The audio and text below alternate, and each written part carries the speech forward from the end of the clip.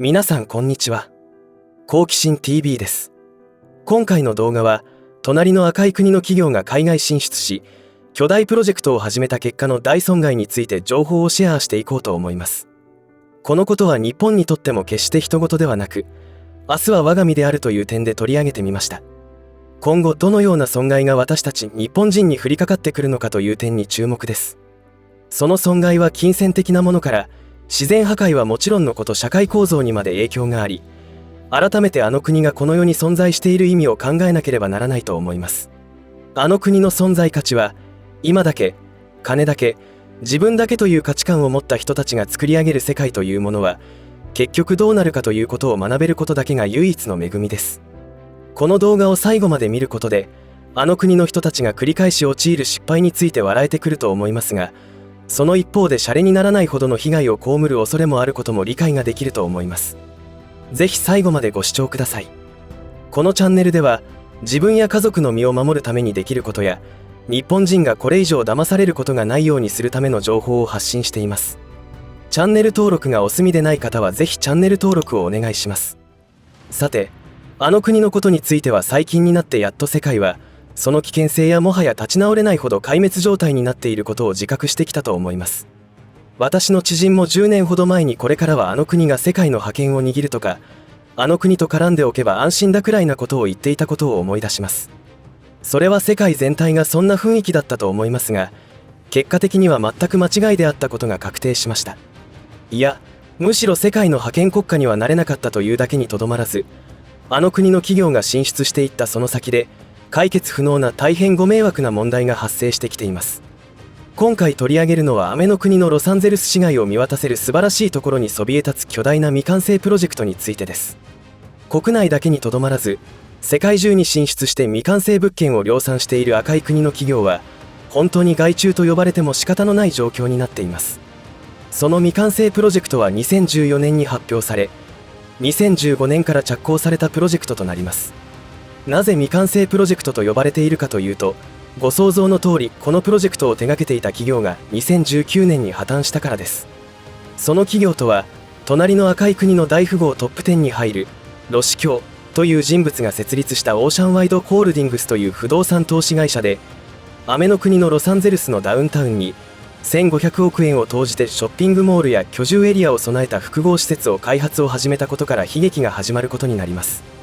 その開発エリアは NBA レイカーズのホームコートになるクリプト .com アリーナのすぐ隣に位置しており、その開発にはかなりの期待が寄せられていました。この開発はアメリカの永住権を取得することができる EB5 投資を売りに開発が行われていた関係で、その物件購入者は主に赤い国の富裕層でした。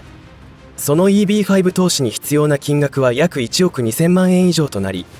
オーシャンワイドホールディングスの破綻によって数百人の被害者が出たことになります。もちろん工事半ばでの破綻劇ですから、地元の工事業者は工事費の未払い損害が発生しています。それだけで済むなら当事者の被害だけになりますが、ここからがあの国の企業が世界中に害を振りまいていると言われるゆえんになります。管理会社の存在がいなくなったことで不法侵入者が後を絶たず、今ご覧になっているようにグラフィックアーティストによって1階から高層階にまで作品が描かれてしまいました。またベースジャンパーといって最上階の53階からスカイダイビングするものも現れており、いずれ悲劇が起こることが懸念されることからロサンゼルス市議会はその対策に乗り出さざるを得なくなっています。広大な施設周辺に侵入防止のための柵を設置したり、清掃などの対策に5億7000万円もの税金を投入する羽目になったというのです。工事の進捗率は不明ですが、ロサンゼルスの社会問題となっているホームレス6000人のための住居に使用したらどうかなどの案は出ているものの、荒れ果てた状況を改善した上での完成費用はざっと3000億円もかかるということで、議論は暗礁に乗り上げています。こういった隣の赤い国が開発に関わり、竣工までたどり着けていない、手抜き工事で建造物の倒壊などの不具合も起きておりますし、お決まりの債務超過によって企業が倒産しているというケースは世界中に存在しています。特に建築物というのは壊すだけでも莫大な金額がかかりますし、そのまま放置では不法侵入者に占拠され、治安悪化にもつながることから文字通り迷惑でしかありません。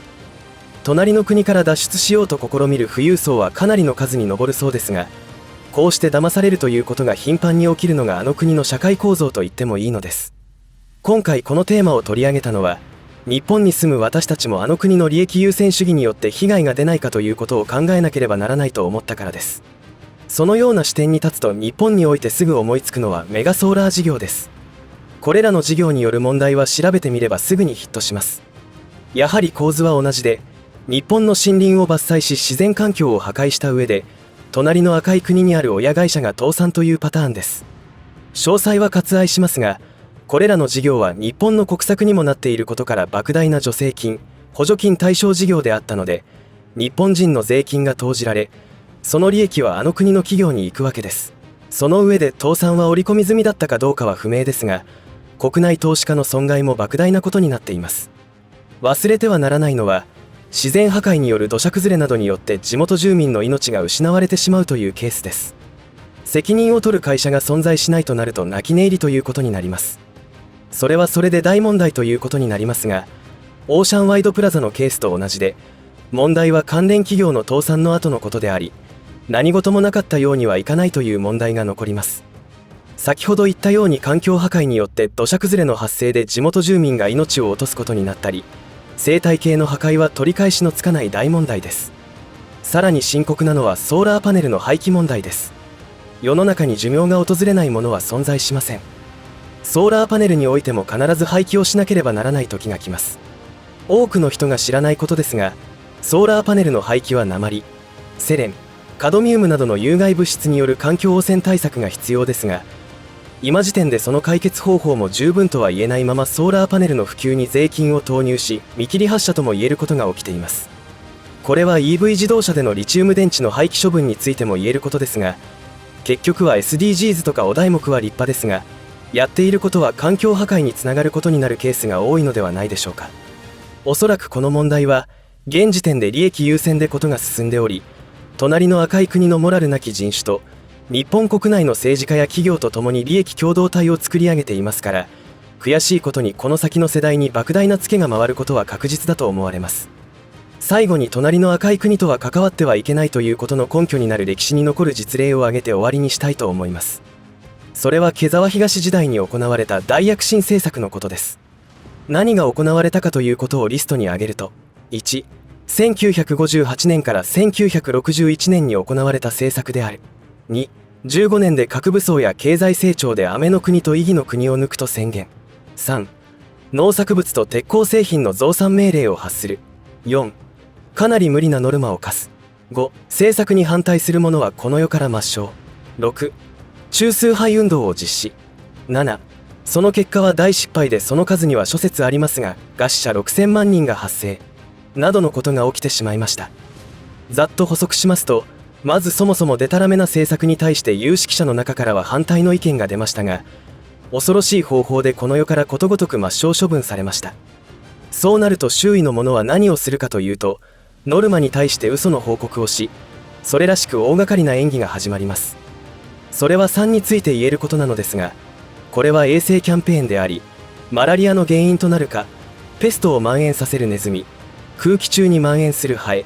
そして伝染病を媒介し穀物の種子や果実を食害するスズメを撲滅することを目的としていました。命令が出たにもかかわらず、毛沢東の視察の時にスズメがいたら自分の命がありません。ですから必死で駆除したので、ある地域には全くスズメがいなくなったということです。笑っちゃうのがその後の顛末で、自然界は害虫に対して天敵が存在していたりしますから、その自然サイクルを人為的に破壊したことで、次に起きたことは公害です。つまりバッタの大量発生によって農作物は壊滅的になりました。つまり人災による大飢饉によって上で命を落とす者たちが大量に発生していたのです。そしてもう一つの強化目標は鉄鋼製品の躍進です。これもお粗末な技術力で無理なノルマを課せられたため、人的被害につながります。結局は製鉄技術が未熟であったため、まともに鉄製品ができないのです。そこでこの世から抹消されることを恐れた幹部たちが行ったことは、農業に必要な桑などの農機具を農家から没収して全て溶かし、製鉄が成功したことを毛沢東に報告するということを行いました。その結果はどうなるかというと、農業の生産力がほぼゼロになってしまったのです。当然農機具がなければいきなり縄文時代に逆戻りですから当然です。こうして狂った政策と嘘の報告によって発生した被害は、諸説ありますが、6000万人以上もの人民が飢えで命を落とすことになったのです。察しの良い方ならもうお分かりだと思いますが、現在の習近平も同じことをしています。あの独裁者は共産党原理主義であり、金持ちは悪だと思っています。自分は金の亡者なわけで矛盾しているようにも思えますが、実は整合性はあって、人民が金を持つと政府の指導通りにしなくなるということがありますし、教育産業を破壊したのは人民には賢くなってほしくない、その方が奴隷にしやすいということで徹底した産業潰しを行っており、今現在の経済崩壊の大きな原因になっています。そのような思想を持っているので、人民の幸せを願うことなど1ミクロンもないということになります。あの国の歴史はこのような冷静の低いというか、人格者とは言えない者たちの支配によって歴史を刻んできたことが人民の DNA にも刻まれているような気がします。 EV 自動車が儲かると思えば、政府の補助金目当てにノウハウもなくその業界に参入し、500社にまで膨れ上がったと思ったら、今度は過剰供給ということになって価格が暴落し、あっという間に自動車メーカーは淘汰され、今現在は100社ほどになっています。その間作られた車は環境のことなど度外視で廃棄されていますから、今後大問題になることは明確ですし、その土壌汚染は海洋汚染にもつながることになります。同じことが今回取り上げた不動産セクターでも言えるわけで、儲かると思えばどっと金を集めて搾取、横領、そして手抜き工事が発生することになり、罪もない人たちが命を落とすことになります。このような構図はなくなることはないと思います。厄介なのは、仮にあの国が崩壊してこの世からなくなったとしても、国民の DNA に刻まれていることが考えられますので、それらを理解した上で今後日本に増えていくことになる移民から危険予知をして生きていかなければならないと思います。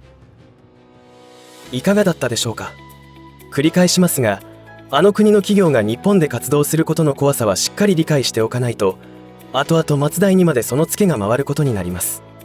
このチャンネルでは隣の赤い国と雨の国の情報収集は必須だと言ってきた理由の一つがこのようなことを繰り返しているからということになります。もちろんあの国の人たちの中でもしっかりしたまともな人がいることは事実ですし、日本人だからといってみんなまともかというと全然そんなことはないというのは大前提の話として理解してほしいのですが、少なくとも私たちの常識が全ての人に当てはまるという感覚は取り払わないと命取りになります。特に最近の世の中の流れは何でも人種差別だとかヘイトだとか言って騒ぎ出す輩が多くなってきていますので、主要マスメディアも政府もそのような警告を国民にすることは絶対と言っていいほどありません。そうなると自ら情報を集めておかないと、被害を未然に防ぐことなど絶対無理となります。ですから少なくとも日本の周辺国の歴史を把握しておくことは必要となります。年号と出来事を暗記するというバカバカしい学習ではなく、歴史はその当時の人間学であり、今現在に至るまでの流れだと思います。その中で歴史は繰り返されているという視点を持つことで、あの国は今後どんなことをするのかということの予想もできるというものです。ろくでもない輩たちによる日本人の愚民政策に気がついて軌道修正し、日本が良い国になることを祈りつつ動画を終えたいと思います。最後までお付き合いありがとうございました。以上で今回の話は終わりとしますが、皆さんの応援が次の動画作成の力になりますので、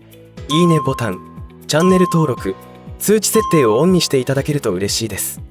また、コメント欄へのご意見、ご感想の書き込みもいただけたら励みになります。最後までご視聴ありがとうございました。好奇心 TV でした。